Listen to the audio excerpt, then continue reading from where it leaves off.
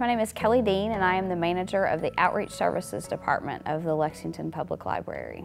In addition to being a librarian, I am also a huge sports fan. Grew up as the only child of a sports fan, and thus it's been a part of my life as long as I can imagine, and sports are one of the things that I love to read about.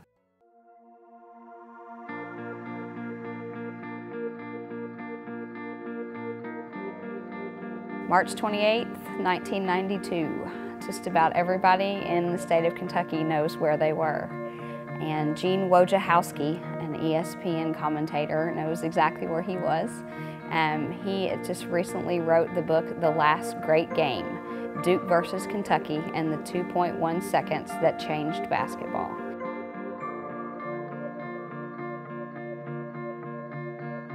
In a recent interview, he called this book his love letter to college basketball.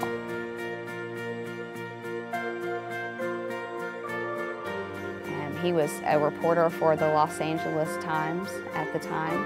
He was on the sidelines, and he said that it was the greatest moment in sports and the game that he will never forget.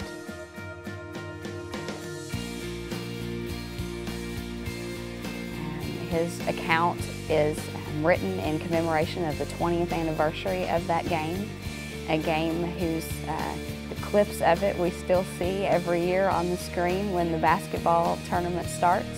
When March Madness starts, Christian Laettner's face is always going to be on television, much to the disdain of many Kentucky fans. But no matter what team you were pulling for, there's no argument that it was probably the greatest college game that's ever played. I covered the 1992 college basketball season and NCAA tournament for the Los Angeles Times. In my 30 years as a sports writer, the Duke-Kentucky East Regional Final remains the best game I have ever seen in person, in anything. It's the best game a lot of people have ever seen. I know this because they offer, without prompting, every detail of where they were and how they reacted when Christian Laettner beat the clock and Kentucky with the shot. Dick Vitale couldn't take it anymore. Nobody could. Forget manners. Forget dinner at one of his favorite Italian joints in Sarasota, Florida. Vitale had to see how this game was going to end. Had to. Because it wasn't just a game anymore. It had become a basketball passion play. Something epic. He could feel it. The book is very in-depth about both of these basketball programs. Each chapter of the book goes back and forth between Kentucky and Duke. It's very even. The book is very evenly presented. Each school and each school's program is given equal footing. It starts by telling about Mike Krzyzewski's days in the Army and when he coached for Bobby Knight and how he came to become the coach at Duke, the horrible losing seasons that he went through, all the times that he thought he was going to be fired. And then it also tells you how C.M. Newton got Rick Pitino to come to Kentucky. Pitino's arrival in Lexington was considered a major coup by most fans. It came about a week after an issue of Sports Illustrated hit the newsstands with a cover photo that was provocative and memorable in its jarring simplicity. It featured a basketball player, his back to the reader, with his head bowed down and a ball held against his right hip. On the back of his blue jersey, where a player's name usually would be stitched, was the word Kentucky. The headline hanging over the player's head was Kentucky's shame. It goes into great detail about 4 young men from Kentucky, or 3 of the 4 of them were from Kentucky, and they stayed with a basketball program that was enduring a lot of sanctions at the time. All the horrible things that they endured along the way, all the times that they thought about quitting. It tells about when they did quit and go running home and all the times that they got sick. Kentucky's best players were gone, and Pitino was left with the Mutts, the basketball orphans. Earlier, he had coached Patrick Ewing in the Eastern Conference semifinals against Michael Jordan's Chicago Bulls.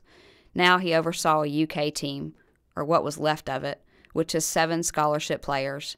None of them remotely resembled a Ewing or a Jordan.